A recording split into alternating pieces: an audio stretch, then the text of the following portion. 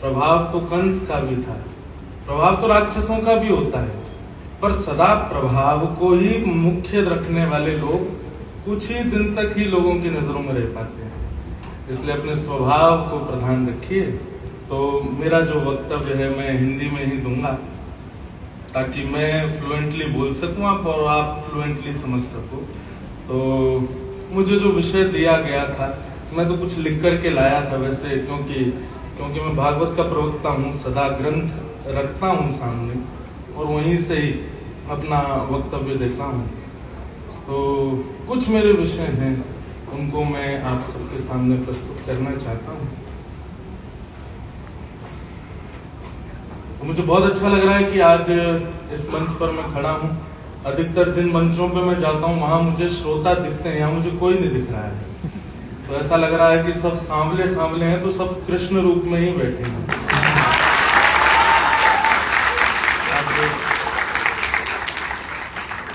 जो टॉपिक मुझे मिला था यहाँ से बोलने के लिए, तो finding serenity in the chaos of life, अपने अव्यवस्थित जीवन में हम कैसे शांति देख सकते हैं उसके बारे में भगवत गीता के द्वारा बताना। तो सबसे बड़ी बात है कि जिस दिन अव्यवस्था पता चल जाएगी, लाइफ अपने आप शांत हो जाएगी। हम अव्यवस्था को देख लें, शीशा होता है, शीशा में अपना मुख देख लो तो बाल खराब हो रहे हैं, नाक थोड़ी चढ़ रही है या फिर कुछ रैशेस फेस पर आ रहे हैं, शीशा देखते ही आप अपने आप को संवार लेते हो। ठीक वैसे ही बंधुओं, हमें करना क्या है ये जानना ज्यादा जरूरी नहीं है, हमें छोड़ना क्या है ये जानना ज्यादा जरूरी है। हमें त्याग किसका करना है ये जानना ज्यादा जरूरी है। तो मैंने ज्यादा नहीं, मुझे क्योंकि कहा 18 मिनट का समय है, 13 मिनट 30 सेकंड तो हो गए और 18 मिनट में तो हमारी मशीन गर्म होती है। लेकिन फिर भी मैं अपने कुछ पॉइंट्स हैं उनको आपके मध्य में रख रहा हूँ, बहुत ध्यान से सुनिएगा। और ये सब लाइफ में उतारने वाली कुछ पार्ट्स हैं जो मैंने अपने भाव से लिखे हैं और भगवत गीता के आश्रय से आपके मध्य में रख रहा हूँ। आज के यूथ में कुछ 5 कमियां हैं, कमियां तो बहुत सारी हैं लेकिन मैं 5 ही लेके आया हूं। तो जो ये 5 चीजें हैं, इनको हम कैसे डिकोड कर सकते हैं गीता से, वो मैं आप सबके मध्य रखने का प्रयास करूंगा। सबसे पहली बात, आज का यूथ क्या नहीं कर पाता है वो है डिटैचमेंट नहीं हो पाता। वो अगर किसी वस्तु से जुड़ गया, किसी व्यक्ति से जुड़ गया या फिर किसी भी प्रकार की कोई भी चीज हो संसार में, एक बार उससे जुड़ जाता है और फिर उससे डिटैच नहीं हो पाता।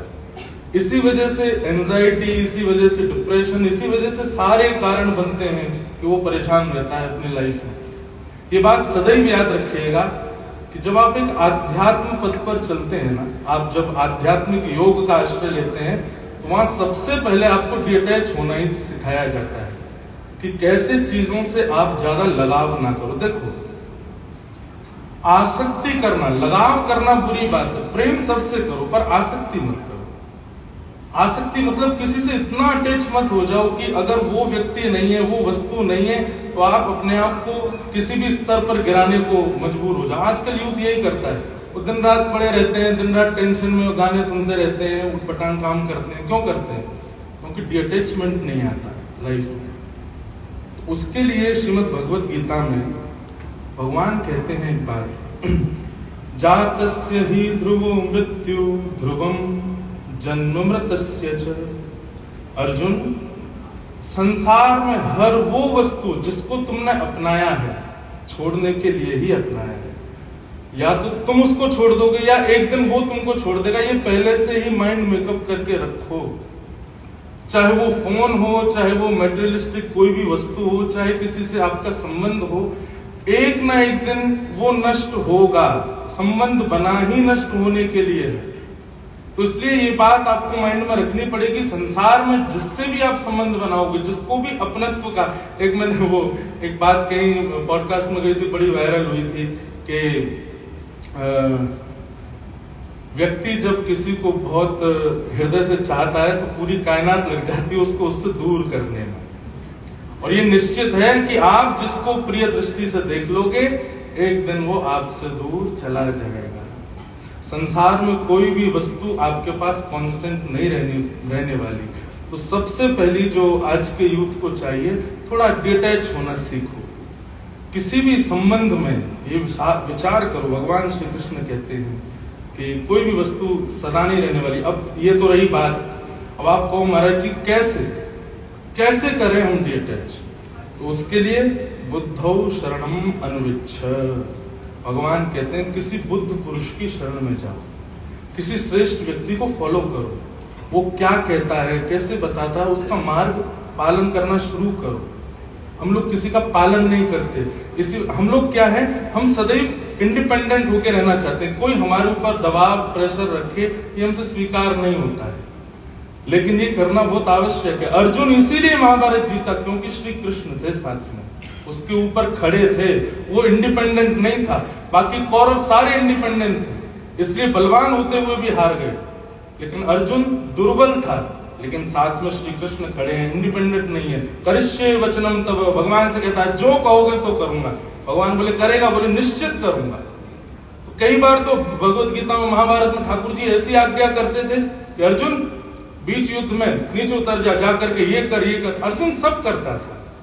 जब आप किसी बुद्ध पुरुष के अनुगामी बन जाते हैं तो धीरे धीरे उसके पद से आप डिटैच होना सीख जाते हैं, सबसे पहली बात। दूसरी चीज जो आज के यूथ में कमी है वो क्या है? Decreasing of patience level. आज के युवाओं में पेशेंस नहीं है। जरा सी बात उनके विपरीत की आप कह दो तो वो मचल जाएंगे, वो विचलित हो जाएंगे, वो तुरंत परेशान हो जाते हैं। आपके अंदर पेशेंस आना एक बार ये इस चीज का प्रमाण है कि आप देखो एक मेरी बात बहुत ध्यान से सुनिएगा। महाभारत कोई एक ग्रंथ या किताब नहीं है, ये पूरा यूनिवर्स महाभारत है। मैं और आप, हम सब इस महाभारत के योद्धा हैं, लेकिन हमको ये नहीं पता कि हम कौरव हैं कि हम पांडव हैं। ये बात हमको पता है कि जीतेंगे पांडव ही और हारेंगे कौरव ही, लेकिन हमको कैसे पता चले कि हम कौरव हैं कि पांडव?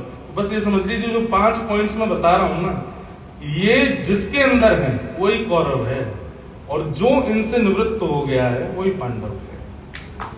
तो दूसरी बात, डिक्रीजिंग ऑफ पेशेंस लेवल। हमारे अंदर पेशेंस नहीं है। अच्छा, एक बात भगवान गीता में कहते हैं कि जो व्यक्ति, जिस व्यक्ति के अंदर पेशेंस नहीं होता उसकी पहचान क्या है? तो भगवान कहते हैं प्रज्ञावादांश भाषसे। भगवान कहते हैं जिसके अंदर पेशेंस नहीं है, समझो वो है कुछ नहीं, जबरदस्ती अपने आप को विद्वान मानता है, जबरदस्ती अपने आप को श्रेष्ठ मानता है, जबरदस्ती अपनी की हुई क्रियाओं को योग्य मानता है। इसलिए उसके अंदर पेशेंस लेवल जो होता है वो कम होता चला जाता है। जब आप समझने लग जाते हैं कि मैं कुछ हूं, मैंने जो किया वो कुछ श्रेष्ठ है, उसी दिन से आपका पेशेंस लेवल होना कम हो जाता है। तो ये दूसरा पॉइंट है कि आप पेशेंस लेवल को बरकरार रखिए। We are something, no you are nothing. आप कुछ भी नहीं हो, सदा ये विचार करके चलो। अब इसका कहीं दूसरे पर्सपेक्टिव में आप गलत अर्थ मत निकालना, वो भी मैं आगे ठीक करूंगा, पर हमेशा मैं ही सही हूं, मैंने जो किया वो सही है, ऐसी विचारधारा मत रखो। मैं जो कहूंगा वही ठीक है। ये आपके पेशेंस लेवल को कम करता है, जो कि आज के यूथ में सबसे ज्यादा देखने को मिलता है कि उनके अंदर पेशेंस नहीं है। तो ये दूसरी बात, अगर आपको पांडव बनना है तो ये दूसरी चीज अपने अंदर सही करो, पेशेंस लेवल को ठीक करो। उसके लिए क्या करो? कभी भी ये मत विचार करो कि मैं कुछ हूं या मैंने कुछ किया है। बहुत लोग कर रहे हैं, बस मैं भी उनके साथ में थोड़ी बहुत प्रयास कर रहा हूं, ऐसा भाव रखो। तीसरी चीज जो आज के यूथ में कमी है, जिसकी वजह से वो विचलित रहते हैं, वो है अनक्लियर स्टेट ऑफ माइंड। उनको ये तो पता है कि मुझे करना क्या है, पर उनको ये नहीं पता मुझे कैसे करना है। उनको ये तो पता है मेरा लक्ष्य क्या है, पर उनको ये नहीं पता ये लक्ष्य मिलेगा कैसे। इस वजह से वो लोग विचलित रहते हैं। और इसका उपाय श्रीमद् भागवत में भगवान कहते हैं योगः कर्मसु कौशलम। एक आध्यात्मिक योग का आश्रय लो और अपने कर्म को कुशलता से करो, पर कर्म फल त्याग, फल पहले मत सोच लो। एक कथा है छोटी सी, जल्दी जल्दी सुनाओ। एक व्यक्ति था, उसने एक घड़ा तेल खरीदा। उसने मन में विचार किया कि इसको जाकर के मैं बेचूंगा। मैंने 5 रुपए का खरीदा, मैं 10 रुपए का बेच दूंगा, 5 रुपए का मुनाफा होगा। कल को 2 घड़े खरीदूंगा, फिर उनको बेचूंगा, मुझे फिर 10 रुपए का मुनाफा होगा। इस प्रकार वो एक ही घड़ा लेके जा रहा है और सोचता जा रहा है, एक दिन करते करते करते मेरे पास बहुत सारे घड़े हो जाएंगे, फिर मेरा बहुत बड़ा बिजनेस हो जाएगा, फिर जयपुर का सेठ अपनी बेटी से मेरा ब्याह करा देगा, फिर मेरे पास एक बहुत अच्छी गाड़ी हो जाएगी, मेरे 4-5 बच्चे होंगे। अभी एक ही मटका लेके जा रहा है और रास्ते में सोचता जा रहा है कि मेरा ब्याह होगा, मेरी फैक्ट्री होगी, मेरे यहाँ इतने सारे लोग होंगे, मेरा छोटा वाला बेटा बड़ा शैतान होगा, एक दिन वो मेरी गोद में आकर के मेरे सारे कागजों को फाड़ रहा होगा, तो मैं उसको लेकर के जाऊंगा, उसकी माँ की गोद में जाकर के पटक दूंगा। और जैसे उसने कहा पटक दूंगा, वो एक घड़ाई जो उसके सिर पे था उसी को उसने फेंक दिया। उसके जितने सपने थे सब नष्ट हो गए। ऐसा हमारा जीवन है, आपका और मेरा। हम कर्म बाद में करते हैं, फल की इच्छा पहले कर लेते हैं, इसीलिए अनक्लियर थॉट होता है हमारा, अनक्लियर स्टेट ऑफ माइंड। ये तीसरा लक्षण है जो आज के युवाओं को विचलित करता है। इसके लिए करना क्या है? कर्म फल त्याग। आप केवल कर्म करो, कर्मण्येवाधिकार, सबको श्लोक याद है भगवत गीता का। भगवान कहते हैं तुम्हारा अधिकार केवल कर्म पर है, फल देने का अधिकार मेरा है। लेकिन जब हम लोग फल विचार कर लेते हैं ना, तो हमारे ठाकुर जी का एक स्वभाव, वो खेलते बोलते हैं। जैसे आपने सोचा कि मैं टेक्सटाइल बिजनेस स्कूल में पढ़ूंगा, वहां से एक बिजनेस स्टेट अपनी डेवलप करूंगा, उसके बाद इतने पैसे कमाऊंगा। ठाकुर जी पहले ही सोच रहे, अच्छा इसने पहले ही सोच लिया, चलो अब इसने जो सोचा है उससे विपरीत करो, इसकी लाइफ को थोड़ी पजल्ट करो। इसलिए सबसे अच्छा क्या है? आप सोचो ही मत, आप केवल अपने कर्म को, प्रेजेंट को अच्छा करो। फ्यूचर का एक लक्ष्य तो रखो, पर फल की इच्छाएं ज्यादा मत करो, कर्म को प्रधान। देखो, मैं एक बात कहता हूं कि अर्जुन के मित्र हैं श्री कृष्ण। श्री कृष्ण कौन है? जगत नियंता, जगदाधार, त्रिलोकनाथ। जो एक बार भ्रकुटी टेढ़ी कर लेते हैं तो पृथ्वी फट जाती है, ऐसे मित्र हैं श्री कृष्ण। अर्जुन चाहता तो कृष्ण से कह देता महाभारत युद्ध मुझे लड़ना ना पड़े, ऐसे ही जिता दो, आप तो भगवान हो, आप तो सब कर ही सकते हो। लेकिन नहीं, भगवान बोले युद्ध च युद्ध च युद्ध च, तू ही युद्ध कर, तू ही लड़, ये तेरा अधिकार है, तुझे करना पड़ेगा, तू जीतेगा हारेगा इसकी चिंता मत कर, तू बस युद्ध कर। कर्म प्रधान विश्व रचि राखा, जो जस कर ही सो तस फल चाखा। तो कर्म प्रधान है। तो ये जो तीसरा पॉइंट है, अनक्लियर स्टेट ऑफ माइंड। क्यों? क्योंकि आप कर्म बाद में करते हो, फल पहले सोच लेते हो, इसलिए दुखी रहते हो। ठाकुर जी कह रहे हैं कि उसके बारे में ज्यादा विचार मत करो, बस अपना कर्म करो। चौथा लक्षण, सेल्फ एफर्मेशन, अपने आप को कुछ समझना। ये मैं पहले भी एक बार पॉइंट ले चुका हूं, लेकिन ये अलग से एक पॉइंट ले रहा हूं। ये पॉइंट पहले किस लिए लिया था कि उससे आपका पेशेंस लेवल कम होता है, पर ये दोबारा जो लिया है कि मैं कुछ हूं, ये एक राक्षसीय गुण है। ये राक्षसीय गुण जब तक आपके भीतर रहेगा, तब तक आपके अंदर ये बेफिजूल के चिंतन आना, रात भर चिंता में रहना और डिप्रेशन। एक मेरे को एक बात कभी कभी मन में आती है, अभी बैठा था तब भी मन में आ रही थी, जो मुझसे पहले के स्पीकर थे वो डिप्रेशन आदि के बारे में भी कुछ कह रहे थे। कभी कभी ना डिप्रेशन, एंजाइटी, टेंशन और थोड़ा सा अनफोकस्ड होना, ये भी लाइफ में जरूरी है।